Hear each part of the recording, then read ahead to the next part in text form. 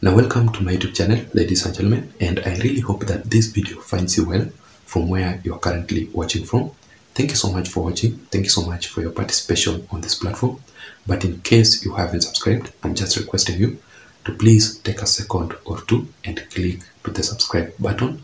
You can also press the notification bell so that you may be able to automatically receive the notifications updates from YouTube itself immediately I post a video on this channel. To my returning subscribers also, I really want to appreciate you for your continued support. Feel very much welcome as you watch, and I really don't take the support for granted. Having said that, now let us go straight into our critical analysis for today. And yesterday, President William Ruto finally unveiled the Kenya Kwanza Alliance 5-member team to engage with the Azimio la Umoja Alliance in a bid to resolve the political impasse between the government and the opposition. So after that, Raila Odinga, through the leader of minority in the National Assembly, issued a statement threatening to quit that dialogue meeting. I'll still tell you the reason as to why they are threatening to do that. But before that, let me just read for you this statement that was issued by the Kenya Kwanza Alliance so that we can try and compare with the Azimio la Umoja Alliance statement and try to find out the most common thing in these both statements. So let me just read for you. It says the headline, the Kenya Kwanza dialogue team proceed to say that the Kenya Kwanza coalition wishes to state the following: that honoring the request by the former Nigerian president Olusegun Obasanjo not to be mentioned in any public statement, we regret the lack of decency by Azimio in not respecting the request. So first of all, it has exposed the Azimio la Umoja Alliance because during that dialogue meeting between William Ruto and Raila Odinga, Olusegun Obasanjo as the mediator, he requested not to be mentioned in any of the statement, but Raila Odinga and Azimio mentioned Olusegun Obasanjo in their statement exposing him and failing to honor the request. Azimio la Umoja, at the very last, should have the decency to abide by the filed issues agreed at that meeting. Consequently, as agreed, we nominate our Kenya Kwanza team comprised of the following. Number 1, Honorable Kimani Ichungwa, leader of majority and in the National Assembly, and also the team leader.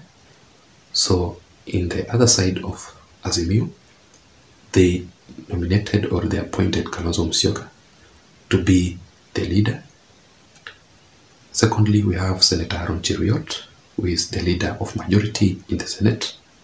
We have Honorable Governor Cecil Mbarire, who is the governor of Embu County, Honorable Hassan Omar, and Honorable Catherine Wambilianga of Western Region.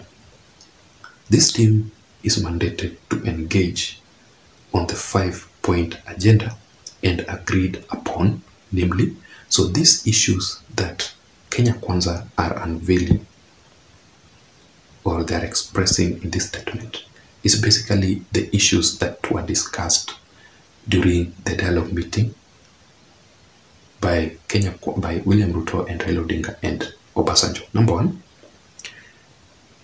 reconstitution of the IEBC Commission. B, we have implementation of the 2/3 gender rule. C, entrenchment of Constituency Development Fund, that is basically the CDF, on how to disbursement of the CDF into the constituencies. Establishment and entrenchment of the office of the leader of opposition, Raila Odinga to have his own office, and entrenchment of the office of the Prime Cabinet Secretary. Proceeds to say that for the avoidance of doubt, as agreed, violence shall no longer and shall never be part of our nation's political discourage. So we don't expect at any given point Raila Odinga to lead the mass protest and the demonstrations in the streets, because they agreed to do that. Also, as agreed, there shall be no negotiations or discussions of whatever nature on matters, handshake or, in quotes, the nusu mkate. But when you look at the Azimio la Umoja Alliance statement that they released, what they are going to discuss in this meeting is totally different from what Kenya Kwanza Alliance have unveiled, because in Azimio, they were saying that high cost of living they must discuss. Secondly, the audit of 2022 elections.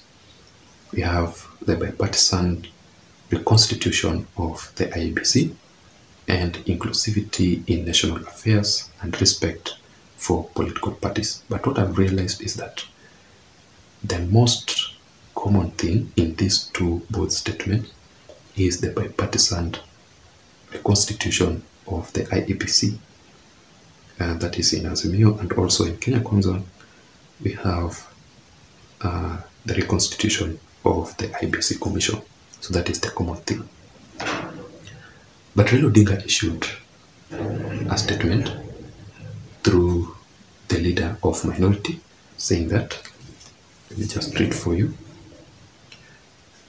We remain committed to an extra parliamentary dialogue that is honest, transparent, meaningful, and bipartisan in conception of execution. Raila Odinga proceeds to mention or to list 3 non-negotiable demands in that meeting, or else they will quit. So number 1, according to Raila Odinga, the cost of living was discussed. But the reason as to why William Ruto does not want the cost of living to be discussed in that meeting is simply because he has a structured plan to fight the cost of living through investing in production. And it is actually in the Kenya Kwanza Alliance manifesto. And that is why William Ruto yesterday went ahead to reduce the prices of fertilizers from 3,500 to 2,500 to encourage farmers to increase their productivity. Secondly, according to Raila Odinga, he has made it very clear that he does not want the office of the opposition. Raila Odinga has completely rejected. And I still wonder why Raila Odinga had to do that, because in the dialogue meeting with William Ruto, together with Obasanjo, they agreed to do that, based on this statement made by Kimani Ichungwa. And also, number 3, the audit of the IEBC servers. It is a must.